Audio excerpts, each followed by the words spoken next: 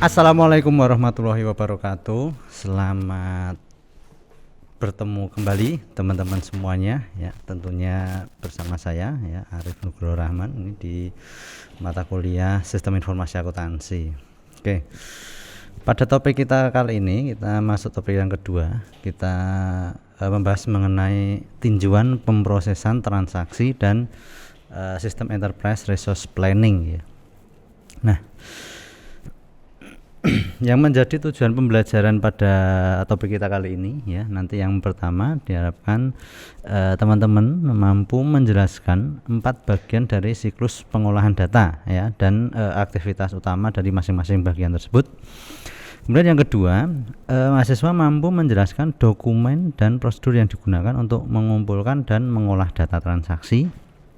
Kemudian yang ketiga, teman-teman mahasiswa diharapkan mampu menjelaskan cara menyimpan informasi dalam sistem informasi berbasis komputer. Dan yang keempat, teman-teman mahasiswa mampu menjelaskan jenis-jenis informasi yang disediakan oleh SIA. Nah, itu yang menjadi tujuan pembelajaran pada topik kita kali ini. Nah, pada topik yang kedua ya, kita sebelum masuk ke pemrosesan transaksi dan sebagainya ya, terkait dengan aktivitas-aktivitas bisnis ya. Jadi aktivitas-aktivitas bisnis terkait dengan pemrosesan transaksi perusahaan. Jadi berbicara mengenai aktivitas dasar yang dilakukan dalam bisnis utama ya, sebuah perusahaan itu ada 3. Yang pertama yaitu aktivitas bisnis terkait dengan siklus pendapatan. Nah, siklus pendapatan ini ada beberapa sub lagi. Yang pertama terkait mengambil pesanan pelanggan ya. Yang kedua, mengirimkan pesanan, menerima uang tunai, menyetorkan penerimaan kas, serta menyesuaikan rekening pelanggan. Nah, untuk mengambil pesanan pelanggan. Nah, jadi dokumen sumber apa yang dibutuhkan yaitu terkait dengan pesanan penjualan. Kemudian untuk mengirimkan pesanan itu dokumen sumbernya apa? Tiket mengirim atau bill of loading. Kemudian menerima uang tunai. Nah, menerima uang tunai dokumen sumbernya apa? Nota pengiriman uang atau daftar pengiriman uang. Kemudian menyetorkan penerimaan kas. Nah, itu berarti dokumen sumbernya apa? Slip setoran, seperti itu. Kemudian untuk menyesuaikan rekening pelanggan itu dokumen sumbernya memo kredit, seperti itu. Nah, itu terkait aktivitas bisnis dan dokumen sumber yang ada di siklus pendapatan. Kemudian yang kedua itu siklus pengeluaran. Nah, siklus pengeluaran ini terkait dengan yang pertama adalah permintaan barang. Nah, permintaan barang ini berarti dokumen sumber yang dibutuhkan adalah daftar permintaan pembelian. Kemudian memesan barang. Nah, memesan barang ini dokumen sumber yang dibutuhkan adalah pesanan pembelian. Kemudian yang ketiga, menerima barang. Nah, ini berarti dokumen sumber yang dibutuhkan adalah laporan penerimaan. Kemudian yang keempat yaitu membayar seharga nilai barang. Nah, itu dokumen sumbernya berupa cek atau transfer dana secara elektronik semacam itu. Nah, itu aktivitas bisnis di siklus pengeluaran. Kemudian yang ketiga, aktivitas bisnis di siklus sumber daya manusia. Nah, di siklus sumber daya manusia yang pertama yaitu nanti ada mengumpulkan data pengurangan karyawan. Jadi ini dokumen sumbernya formulir W4. Kemudian mencatat waktu kerja karyawan atau waktu bekerjanya karyawan. Ini dokumen sumbernya berupa kartu waktu. Kemudian yang ketiga, mencatat waktu yang dihabiskan pada pekerjaan tertentu, yaitu sumber dokumennya atau dokumen sumbernya berupa kartu jam kerja atau lembar waktu yang disediakan untuk karyawan. Nah, itu aktivitas dasar dalam sebuah bisnis ya, dan dokumen yang diperlukan. Kemudian untuk selanjutnya yaitu terkait dengan pemrosesan transaksi. Nah, ini jadi ini masuk ke pemrosesan transaksi terkait dengan yang pertama adalah siklus pengolahan data. Nah, dalam siklus pengolahan data ini ada 4 proses ya. Ada 4 siklus. Yang pertama adalah input data. Input data ini berupa kegiatan yang mengambil data transaksi dan memasukkannya ke dalam sistem. Kemudian yang kedua, penyimpanan data ini ini berbicara mengenai bagaimana data yang sudah diinput itu disimpan dalam sistem informasi akuntansi, dan nanti bagaimana data itu dapat diakses atau mudah diakses. Nah, itu berbicara mengenai siklus penyimpanan. Kemudian siklus yang kedua, pengolahan data. Nah, pengolahan data di sini terkait data yang sudah diinput, ya, data aktivitas bisnis ya, yang sudah diinputkan ke dalam sebuah sistem itu harus diproses ya. Kemudian dijaga untuk menjaga arus database-nya. Nah, ini diproses siklus pengolahan. Kemudian yang keempat adalah output informasi. Nah, berbicara mengenai output informasi di sini, informasi itu bisa disajikan dalam bentuk dokumen, laporan, atau berupa respon pertanyaan. Itu 4 siklus proses transaksi pengolahan data. Kalau kita lihat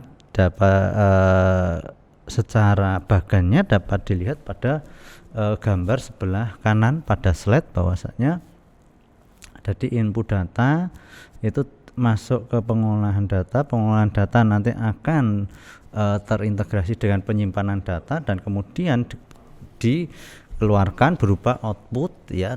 Output di sini berupa informasi ya. Berbicara mengenai informasi kan berarti data yang sudah diolah. Nah, itu bedanya informasi dan data. Kalau data kan fakta ya, fakta-fakta yang terjadi. Nah, itu berupa data seperti itu. Itu bedanya data dan informasi yang kemarin sudah sempat saya singgung di materi sebelumnya. Nah, kemudian kita bedah satu persatu mengenai siklus pengolahan data ya. Yang pertama itu terkait input data. Nah, input data di sini itu suatu kegiatan untuk melakukan atau menginput sebuah data ke dalam sistem. Nah, data ini itu dikumpulkan dari 3 segi aktivitas bisnis ya.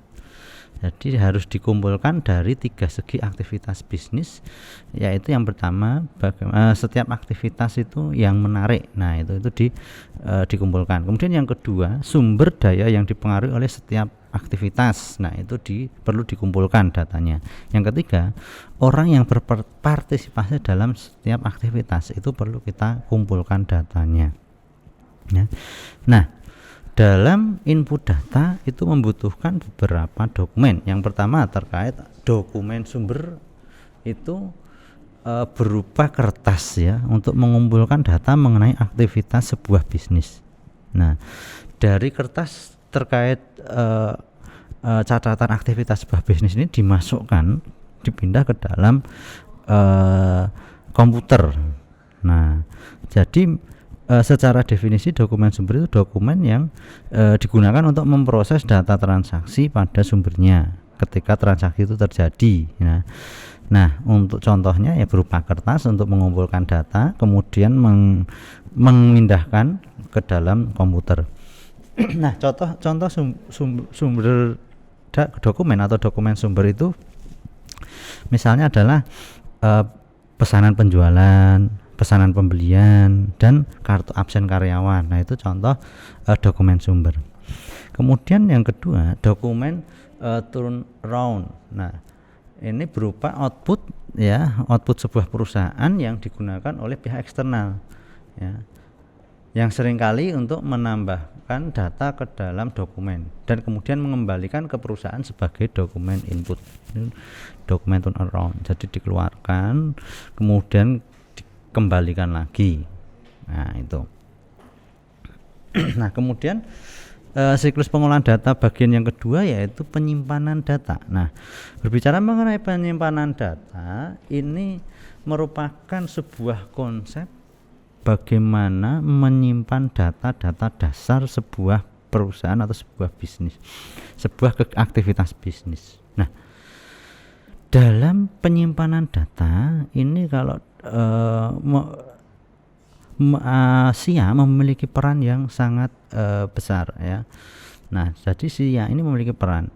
Jadi dalam penyimpanan data nanti ada beberapa subsistem dalam hal penyimpanan data. Yang pertama apa? Nah, ini peran sistem informasi akuntansi atau SIA. Yang pertama adalah mengenai buku besar.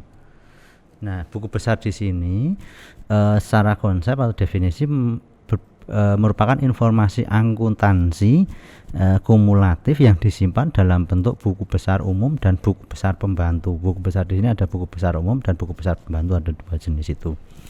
Nah, ini kalau secara konsepnya merupakan informasi akuntansi secara kumulatif ya, yang disimpan dalam buku besar tersebut. Kemudian yang kedua, teknik pengkodean. Nah, dalam teknik pengkodean ini secara konsepnya adalah penetapan sistematis dari angka atau huruf pada item untuk mengklasifikasikan dan mengatur item-item tersebut. Ya. Jadi kode pengkodean ini berarti penetapan sebuah angka dan huruf atau huruf ya pada item untuk mengklasifikasikan dan mengatur item-item tersebut. Kemudian yang ketiga, subnya penyimpanan data itu ada bagan akun. Nah, bagan akun di sini merupakan daftar angka yang ditetapkan untuk setiap akun buku besar umum. Ini itu bagan akun. Kemudian yang keempat itu ada jurnal. Jurnal di sini berupa entry jurnal untuk menunjukkan akun dan jumlah untuk didebit dan dikredit. Ini jurnal. Dan yang ke 5 itu ada jejak audit. Jejak audit di sini berupa jalur transaksi yang dapat ditelusuri melalui sistem pengolahan data dan dari titik asal ke output final atau sebaliknya dari output final ke titik asal. Ini berupa jejak audit. Jadi jejak audit itu semacam kayak penelusuran semacam itu. Ya. Nah, ini perlu dalam ini perlu disimpan dalam penyimpanan data. Ini salah satu pembentuk subsistem penyimpanan data. Kemudian yang selanjutnya yaitu mengenai konsep penyimpanan berbasis komputer. Nah, dalam penyimpanan berbasis komputer secara konsep bahwasanya ada beberapa item. Yang pertama entitas. Entitas itu apa? Sesuatu yang disimpan informasinya. Nah, setiap entitas itu memiliki atribut atau karakteristik khusus yang disimpan. Nah, itu konsep penyimpanan berbasis komputer. Nah, kemudian untuk pemrosesan transaksi siklus pengolahan data yang ketiga, bagian ketiga yaitu mengenai pengolahan data. Nah, dalam pengolahan data ada 4 jenis aktivitas ya yang biasa disebut CRUD. CRUD itu yang pertama membuat catatan ya atau creating ya. C yang pertama itu creating. Jadi mencatat data baru ya. Contohnya menambah data karyawan yang dipekerjakan ke database penggajian ya dan seterusnya. Kemudian yang kedua read atau membaca. Jadi di sini mengambil atau melihat data yang sudah ada, membaca, read, mengambil data yang sudah ada kemudian dipelajari, dibaca, namanya reading, membaca. Kemudian yang ketiga memperbarui, update. Jadi data yang disimpan itu selalu diupdate ya dari data yang disimpan sebelumnya selalu diupdate ya. Jadi data sebelumnya itu selalu diupdate ya atau diperbarui.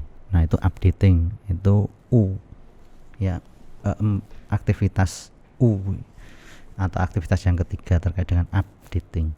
Kemudian yang keempat ya itu D deleting ya atau menghapus data seperti membersihkan file induk vendor untuk semua vendor dalam perusahaan yang tidak lagi melakukan bisnis dengan perusahaan. Nah, itu siklus pengolahan data yang ketiga terkait pengolahan data. Kemudian siklus pengolahan data yang keempat itu terkait dengan output atau informasi. Nah, Berbicara mengenai output berupa informasi, ada beberapa bentuk. Yang pertama dokumen. Jadi dokumen itu berupa catatan transaksi atau data perusahaan lainnya seperti cek dan faktur yang dikirimkan ke pihak eksternal, itu dokumen. Kemudian yang kedua laporan. Nah, laporan ini biasanya digunakan oleh karyawan untuk mengendalikan aktivitas operasional perusahaan dan bisa digunakan oleh manajer dalam membantu pengambilan keputusan, ya, serta untuk merumuskan sebuah strategi bisnis. Nah itu terkait dengan siklus pengolahan data. Nah, kemudian bagaimana sistem enterprise resource planning tersebut, ya, yang atau ERP. Jadi ERP itu apa sih? Jadi ERP itu suatu sistem yang mengintegrasikan semua aktivitas organisasi seperti akuntansi, keuangan, pemasaran, SDM, manufaktur, serta manajemen persediaan. Nah, itu diintegrasikan oleh sebuah alat yang namanya database enterprise resource planning atau ERP, database ERP yang terintegrasi. Nah, kalau kita lihat gambarnya bisa dilihat pada slide yang saya tampilkan, bahwasanya database ERP itu mengintegrasikan, yang pertama ada siklus pendapatan. Siklus pendapatan tadi aktivitasnya berupa menjual barang dan jasa, kemudian menerima pembayaran, itu pendapatan. Kemudian yang kedua ada siklus pengeluaran, itu membeli barang dan jasa, kemudian melakukan pembayaran. Dan yang ketiga ada siklus SDM. Siklus SDM ini atau penggajian ini terkait aktivitasnya apa? Memperoleh waktu karyawan dan membiayai karyawan atau membayar karyawan. Dan yang keempat itu ada siklus sistem buku besar dan pelaporan. Nah, ini juga terintegrasi ke database ERP, ya. Sistem buku besar dan pelaporan ini berupa dokumen, kemudian menghasilkan laporan, ya, diinput menghasilkan laporan dan laporan keuangan, kemudian dikeluarkan menjadi informasi. Sistem buku besar dan pelaporan jadi dikeluarkan berupa informasi atau pelaporan. Dan yang ke 5 ini ada siklus produksi, itu juga terintegrasi dengan namanya database ERP, Enterprise Resource Planning, ya, untuk merencanakan sumber daya sebuah perusahaan. Nah, siklus produksi di sini aktivitasnya apa saja? Ya, yang pertama ada menggunakan waktu karyawan, kemudian menggunakan bahan baku, dan yang ketiga menggunakan mesin, ya. Kemudian dari ketiga itu nanti akan dikombinasi menjadi sebuah produk jadi atau untuk membuat sebuah produk jadi. Nah, dari siklus 5 siklus ini, ya, siklus pendapatan, pengeluaran, SDM, buku besar sampai siklus produksi, itu terintegrasi dalam sebuah diintegrasikan oleh sebuah alat yang namanya database enterprise resource planning terintegrasi. Nah, ini nanti sebagai dasar pengelolaan sumber daya sebuah perusahaan. Nah, itu tadi untuk pertemuan kita yang kedua. Sampai di sini dulu, ada kurang lebihnya mohon maaf. Sekian, assalamualaikum warahmatullahi wabarakatuh. Sampai ketemu di